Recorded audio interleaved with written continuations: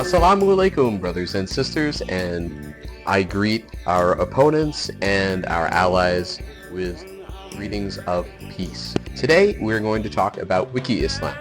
This is the second episode of the second series, which is amazing to me. I never thought I would get this far. And I'm really happy about what's going on Quora because that's been a nice springboard. And I also like that you guys are helping over there with the debunking. So this was something that I was given on said Quora site, which is a question and answer website for those who don't know. And you can find Answering Anti-Islam on there and a lot more detailed explanations.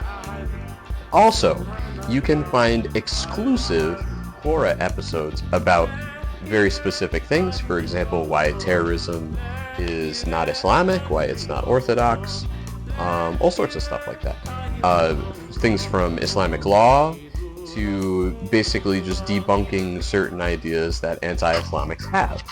Today, we're going to clear up some asinine notions that Wiki Islam has about science in the Holy Quran. For the record, I am not an advocate of the whole science in the Quran thing. I just don't think it necessarily follows. And basically, you'll find, spoiler alert, that all of these verses that both the Muslims who claim there's science in the Quran and the anti-Islamics who say that there's wrong science in the Holy Quran, they both interpret these different ways. And that's the thing, is if we're being academically honest, which of course none of the anti-Islamics, at least that I've encountered, are, David Wood makes claims and makes things seem like a truth. He mentioned something in a recent video I did in the first episode of the season, actually. He says that basically it's just plain old fact that Jesus alayhi salam was crucified. And I mean, if you're talking academically, it's not true. You should look it up and see why that's not true. And yeah, it's just as, forget that. What about the existence? There are some historians, academics who claim he didn't exist, claim he did. So who knows, in the end. So that is essentially, detrimental to his point, to his position, because if his audience knew that the crucifixion of Jesus is basically a toss-up, then he wouldn't be able to fool them. He presents essentially assertions that have no substance. And that's basically what most anti-Islamics do. Someone on Quora handed me this Wiki Islam article, and first I want to take a look at the founder of the website, who is obviously anti-Islamic. As with many other ex-Muslim critics, he was born in a country where unorthodoxy is peddled as orthodoxy, in Iran. In religion, orthodoxy merely means the most common way that a religion is practiced. So we could say in Christianity that the Trinity is indeed orthodox, because more Christians practice the Trinity than don't, thus orthodoxy. So now let's apply that idea of orthodoxy and unorthodoxy to Islam.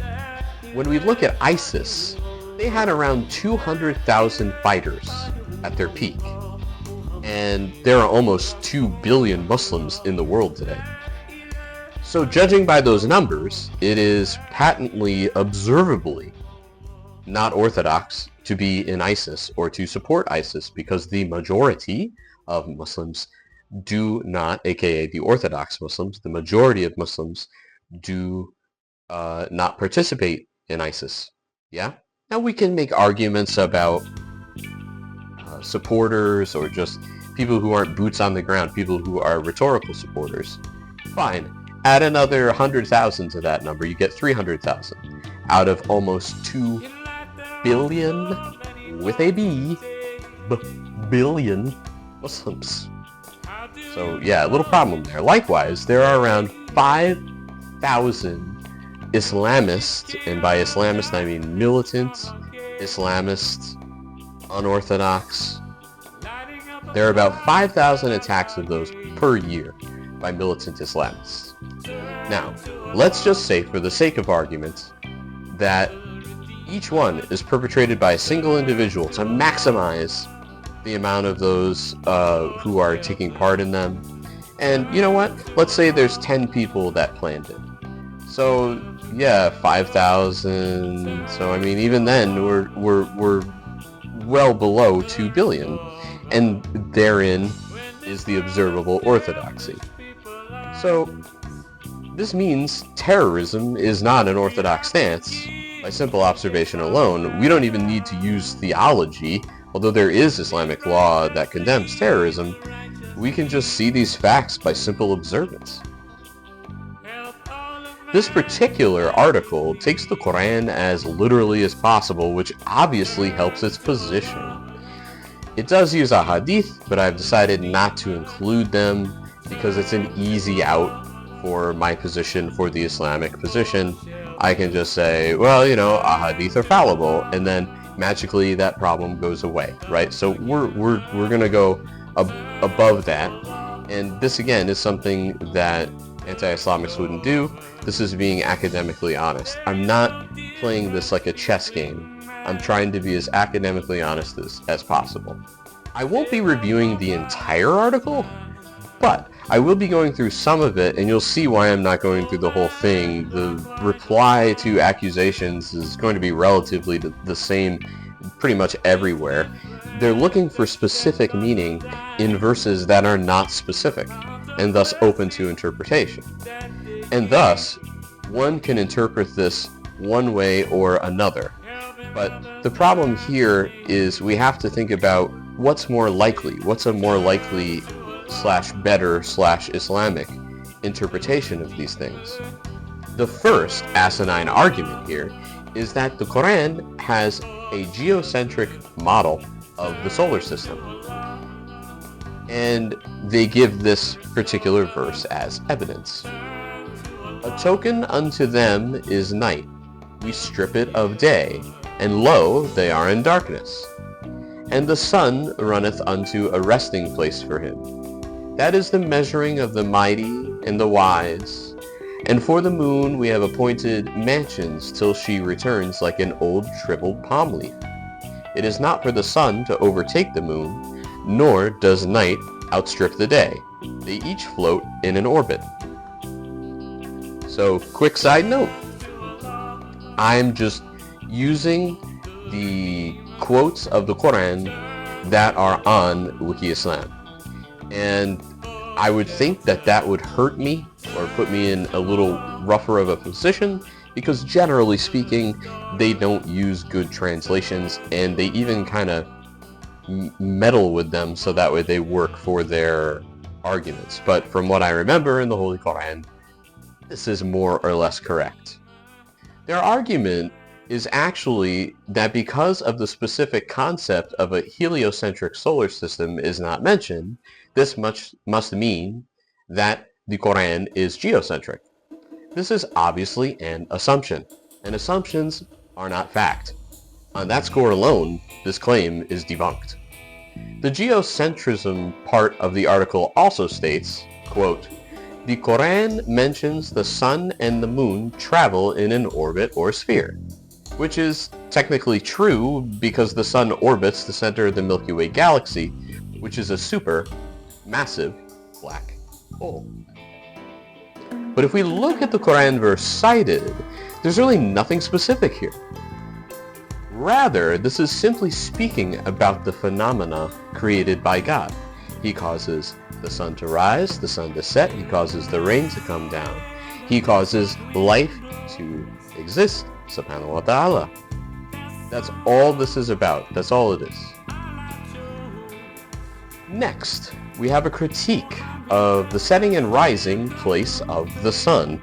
Another common argument about how the Quran says that the sun sets in a muddy spring. And this one is just gold, let me tell you folks. You can't make this stuff up. So, the anti-Islamics apparently don't think about this thing that's called perspective. If I am watching the sun go down over water, I could say I watched the sun set into the water, right? Or over the water. Did the sun really set over the water? These are just English phrases I'm using.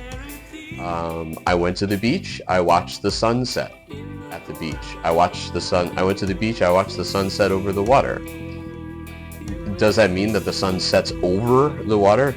Like literally? No. It means that there was water and the sun was setting, right? We can also see that Wiki Islam is committing a fallacy right here in the article where it mentions, and I quote, "This is a popular version of a Syriac legend from the 6th or 7th century in which a man visits the places where the sun sets and rises." That, my friends, is correlation as causation, which I've spoken to you a lot about. And what that means is, instead of telling us why this story and why these two things are related in the Quran, they're just noting the correlation, and they're calling that correlation causation. There is no why. They're not telling us why. The Quran quoted here, "Till when he reached the setting place of the sun, he found it setting in a muddy spring, and found a people thereabout." Okay? Next. "Till when he reached the rising place of the sun, he found it rising on a people whom he had appointed no shelter." I said he, I should have said we meaning God. So there were people that God did not appoint a shelter to. Now notice in their argument, they're not arguing that the sun rises outside of people or something, because that would just be also ridiculous. Why they're not arguing that, I don't know, but I wouldn't put it past someone to make that asinine argument. This article offers a dismissal of an argument some put out, but they are ignoring something incredibly obvious here. This is, again, about perspective. Also, if you look at the screenshot, there's no references for their own claims about how we are supposed to take this literally. That the Quran says the sun literally sets in a muddy spring. That renders this an opinion, not fact. Whereas everything on this website is peddled as fact. We can also take the opposite position. For the next one, this is about the earth being created in 6 days. So what is a day for God? What is a day if the earth doesn't exist? So if the earth was created in 6 days, we're not talking about days on earth, right? Because the earth doesn't exist. So we're talking about time. We're just representing time. That's all we're doing. And there are Islamic scholars who say, well, a day for Allah is this amount of days on earth, or that amount of days, or this amount of years, or whatever. And it's that open to interpretation that there are Islamic scholars that disagree on what a day for God is or not. Of course, we will never know, but our scholars, of course, have to make their best guesses. Rest assured, it gets worse from here. When we look at the section Locations of the Stars, we see the Quran quoted as saying, "I swear by the locations of the stars." Wiki Islam is fabricating even more here because it claims that this means that the stars do not move. Note the Quran says nothing about that. This is what we call a false dilemma. A lot of arguments, even on the Islamic side, we have the same thing. So this is why these days I'm trying to promote general academic honesty. Notice that I'm not really saying that these ideas are wrong per se. I'm saying that there are more logical explanations for these verses than the sun sets in a muddy spring. It seems patently obvious to me that there was a muddy spring and the sun was setting. We would say over, I suppose, in English. Sun was setting over the muddy spring. Now, did I mean that literally? No. We're arguing about language, which is just totally crazy. Alright, so that will complete this particular episode. Thank you all for frequenting our Quora page. Those who haven't been on it, I encourage you to be there. There's a lot more information there. Thank you for watching, and I'll see you in the next episode.